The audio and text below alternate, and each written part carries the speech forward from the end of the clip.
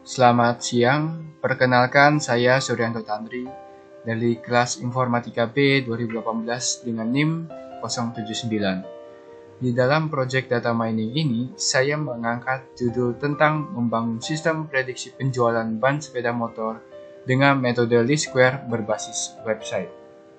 Jadi, di dalam proses pembuatan proyek ini melalui 7 tahap.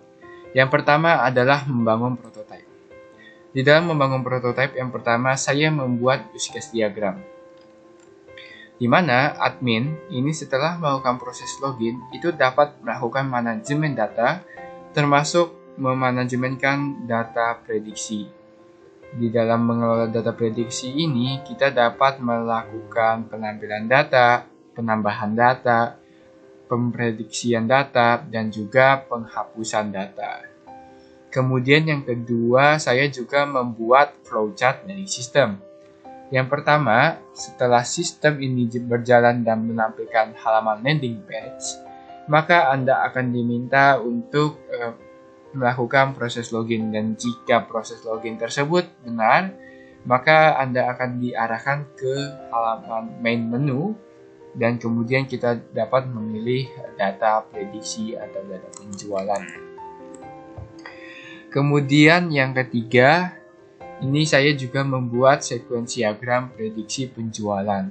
Yang pertama, user ini memilih menu prediksi. Kemudian sistem akan menampilkan halaman atau form data buat diinputkan data sebelum diprediksi. Kemudian user ini menginput data prediksinya, kemudian data prediksi tersebut diproses oleh sistem, dan hasil data prediksi tersebut akan disimpan ke dalam database. Kemudian di dalam database tersebut akan dipanggil dan untuk menampilkan hasil prediksinya ke halaman prediksi penjualan tadi. Kemudian ada tahap perancangan data. Di dalam tahap perancangan data atau WRD ini yang saya buat, saya menggunakan entity di sini bernama prediksi. Nah, di sini terdapat 10 field yang saya buat, yaitu yang pertama adalah ID prediksi dengan jenis INT, integer, dengan panjang 11, dan keterangannya adalah auto increment. Dan ini akan dijadikan sebagai primary key dari table.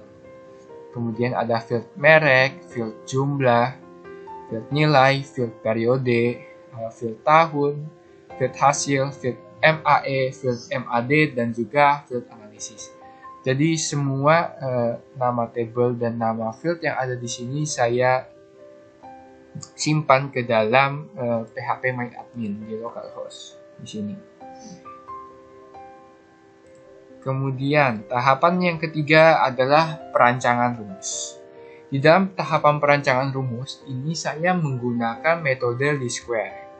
Adapun metode least square ini persamaannya adalah Y sama dengan A ditambah BX. Di mana nilai A dan B ini diperoleh dari A sama dengan sigma Y dibagi N, dan nilai B ini didapat dari sigma X dikali Y dibagi sigma X kuadrat. Kemudian, yang keempat ada evaluasi prototipe dan sistem. Nah, jadi tahapan ini digunakan untuk mengevaluasi apa yang sudah kita buat sebelumnya, seperti activity diagram, kemudian flowchart diagram, sequence diagram, use case diagram tadi. Kemudian kita juga mengevaluasi apakah perancangan data yang sudah ada di database itu sudah cocok atau belum, sebelum kita benar-benar melakukan pengkodean sistem. Nah, kemudian yang tahap kelima kita adalah mengkodekan sistem. Nah, jadi sistem yang kita telah rancang sebelumnya itu kita coba terjemahkan ke dalam bahasa pemrograman. Nah, di sini saya menggunakan bahasa pemrograman PHP yang berbasiskan web. Kemudian yang keenam ada pengujian sistem.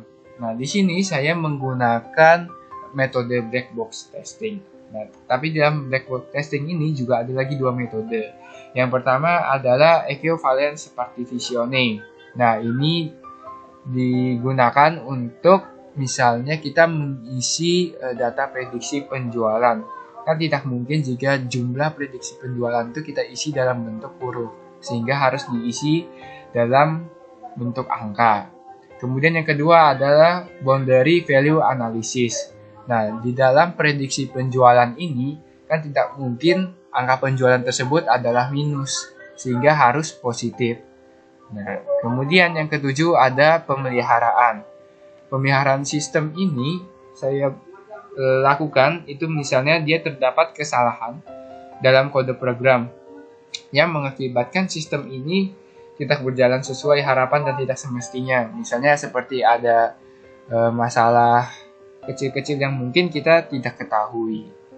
Nah, di dalam komponen pembuatan proyek ini saya menggunakan Bootstrap sebagai tampilan UI-nya. Ini berguna untuk memberikan kesan yang enak dipandang saat kita mengakses halaman web nantinya. Kemudian saya menggunakan bahasa pemrograman atau untuk membangun proses adalah PHP. Nah, di sini saya gunakan untuk menerjemahkan metode tadi, metode least square, itu menjadi website yang mampu memproses input dan output data yang dihasilkan nanti. Kemudian yang ketiga ada metode data mining atau metode least square yang kita gunakan tadi. Itu untuk sebagai proses perhitungan data prediksi penjualannya. Kemudian ada analisis, ini kita gunakan untuk menganalisis persentase kesalahan yang telah dihasilkan oleh proses metode data mining tadi. Hasil prediksinya itu kita mau analisa berapa persen kesalahannya. Nah, kenapa sih sistem ini saya buat menjadi website? Nah, ini juga tidak terlepas dari pengguna internet yang semakin banyak. Tidak terkecuali bagi mereka pemilik bengkel yang menginginkan kemudahan dalam mengakses di mana saja dan kapan saja. Nah, untuk proses pengkodean sistem di sini saya membuat tampilan halaman sistem yang pertama. Jadi dengan menggunakan Bootstrap atau framework PHP itu, maka tampilan dan menu yang akan kita buat itu menjadi lebih mudah. Kemudian yang kedua, saya mengkonversi rumus itu menjadi source code. Nah, jadi ini saya konversi menjadi source code PHP ya. Kemudian yang ketiga, saya membuat controller dan koneksi database. Nah, di sini saya membuat integrasi antara proses input yang ada di halaman pengguna dengan proses sistem hingga proses output ini nanti berhasil dan ditampilkan. Kemudian user testing ini saya mencoba proses input dan output tadi. Apakah sudah sesuai dengan yang diharapkan atau tidak? Terkhususnya tadi hasil prediksi penjualan yang akan kita buat. Kemudian ini adalah hasil sistem prediksi yang berhasil saya buat. Nah, jadi dengan memanfaatkan bahasa pemrograman PHP, itu dia menghasilkan sebuah website yang user-friendly dan membuat perhitungan prediksi penjualan itu tentu menjadi sangat mudah untuk dilakukan.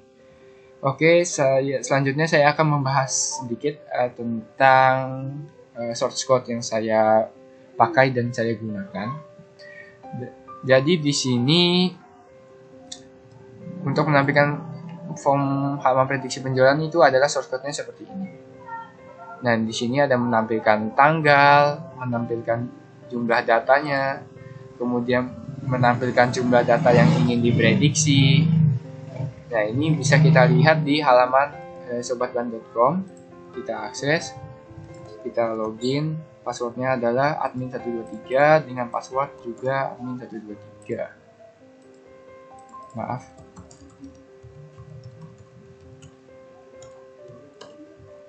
Nah, kemudian untuk mengaksesnya kita ada di halaman data penjualan, di prediksi penjualan. Dan inilah tampilan yang kita buat. Nah, ini adalah source code-nya. Di sini kita menampilkan tanggal, di sini kita menampilkan jumlah. Jika proses ini pada saat kita sedang menginput data ini misalnya sudah tidak nol, maka akan mendapat jumlah. Kemudian jumlah data yang ini tadi yang kita isi. Kemudian di sini setelah kita mengisi jumlah data tadi, situ kita diminta untuk mengisi nama merek ban, kemudian mengisi bulan yang akan diprediksi nanti, kemudian kita diminta untuk mengisi masukkan nilai datanya, kemudian masukkan variabel. Ini otomatis kita buat value-nya ini seperti ini. otomatis sesuai dengan rumus analisa kesalahan dan saya terapkan di sini. Kemudian ini tombol simpan itu setelah kita melakukan proses penginputan data tadi. Nah, di sini ini adalah menampilkan data hasil prediksi yang kita proses sudah semuanya dan akan ditampilkan di halaman table di sini. Nah, adapun di sini ada tombol info seperti ini. Ini source code-nya ada di atas. Ini source code-nya.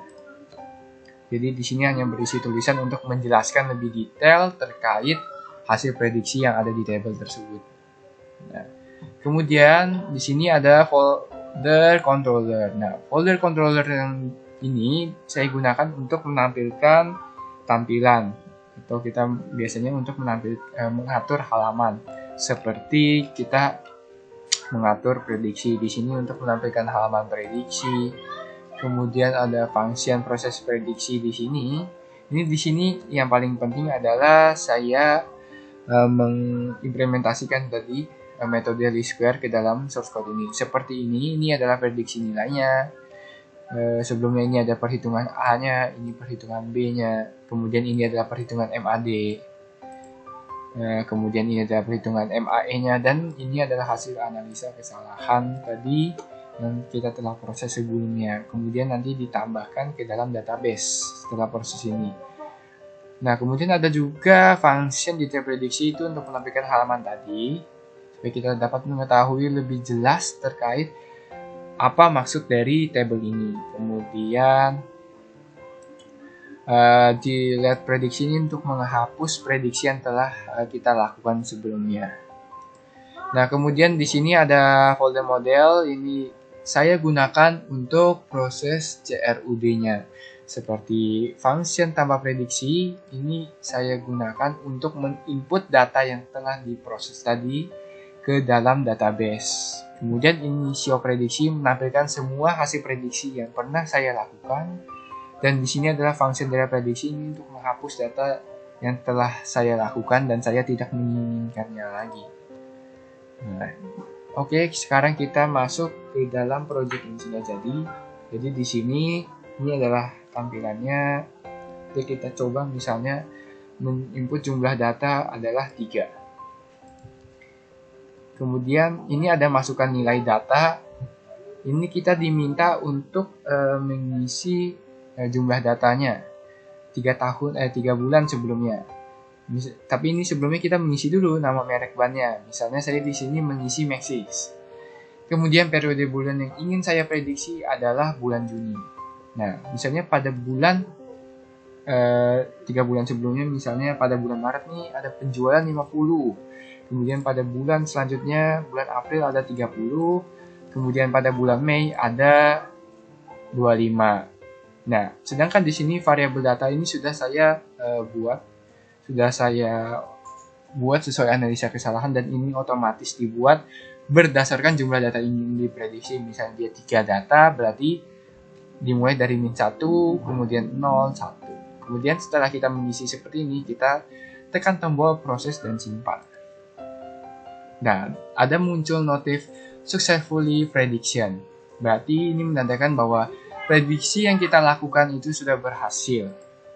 Nah, kemudian itu ditampilkan di dalam table. Nah, di nomor 4 ini merek barang yang tadi kita inputkan adalah Maxis. Kemudian periode prediksinya adalah bulan Juni 2021. Hasil prediksinya adalah 23 pieces dan persentase kesalahannya adalah 11%. Mungkin kita kurang mengerti apa yang ditampilkan oleh table ini, tapi dengan berkat bantuan dari tombol info ini kita mungkin sedikit mengetahui atau membantu menginformasikan lebih jelas. Seperti di sini dijelaskan bahwa berdasarkan prediksi ban luar Maxis pada bulan Juni 2021, maka dengan menggunakan data selama 3 bulan sebelumnya dengan data penjualannya itu adalah sebanyak 105 pieces, maka didapatkan hasil prediksi penjualan pada bulan yang diprediksi ini itu adalah sebanyak 23 pieces. Dengan hasil analisis kesalahan itu adalah 11%. Nah, kemudian misalnya kita ingin untuk untuk menampilkan data ini lagi dan kita ingin hapus, tekan saja tombol dilihat di sini gambar tong sampah, kita pencet dan kita oke. Dan proses penghapusan sudah selesai. Oke, berikut adalah proyek yang telah saya buat. Mungkin ke depannya saya bisa memprediksi tidak hanya pada bulan saja, tapi juga bisa pada tahun-tahun berikutnya, atau saya akan menampilkan grafiknya, atau mungkin barang yang saya prediksi tidak hanya ban sepeda motor, atau bisa saja barang lain seperti oli misalnya saya masukkan, itu untuk pengembangan sistemnya. Oke, terima kasih. Mohon maaf apabila saya ada salah kata, mohon dimaafkan. Terima kasih.